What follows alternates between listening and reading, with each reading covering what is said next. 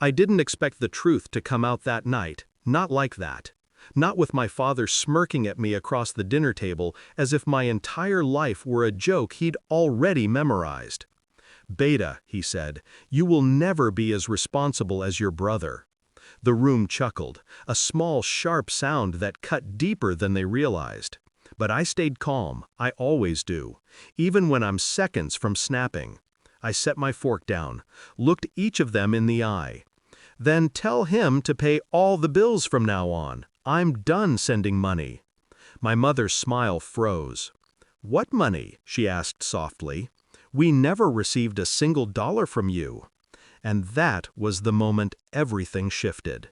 Their faces, the silence, the confusion. It was the moment I'd been waiting for. Because this wasn't about money. It was about betrayal, quiet, consistent, and carried out by the one person who swore he'd handle everything, my older brother. Back then, before the lies. Growing up, he was the golden child, the favorite, the one who never got blamed for anything, while I was the problem, the one they expected to fail. Still, I trusted him. Stupid, I know. He was the one who convinced my parents to let him manage the bills after I moved abroad for work. "Send the money to me," he said. "I'll pay everything. I'll relieve the stress from Mom and Dad." I believed him, because back then, I wanted to believe in family. Every month, I sent the money, on time, without question. And every month he told me, "They're happy, they're proud, don't worry." And I didn't, until the cracks showed. The discovery. It started small, a call from my aunt asking why my parents hadn't paid the electricity bill in 2 months. I brushed it off. But then the water got disconnected. Then my mother mentioned, in passing, that my father was taking loans again. Loans? When I was sending enough to cover everything? Something was wrong. Something intentional. So I watched. Quiet, patient. I checked bank records. He'd been cashing every transfer. Not one bill had been paid in my name. Not one receipt matched what he claimed.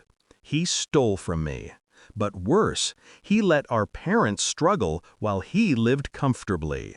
That was the first betrayal. The second came when I confronted him privately. He laughed, actually laughed. "You're the idiot who trusted me," he said. "Don't cry about it now." I didn't cry. I planned. Because that was the exact moment I realized something. He thought I was weak. He thought I'd stay silent. He didn't know me at all. The plan. I stopped sending money immediately, but I didn't tell anyone.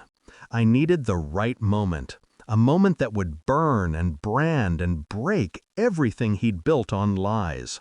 So I gathered proof.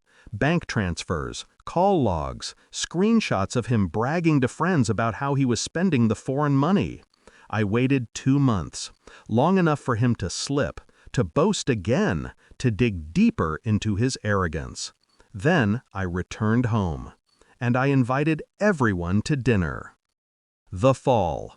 So there we were, my parents, my brother, me, the perfect stage.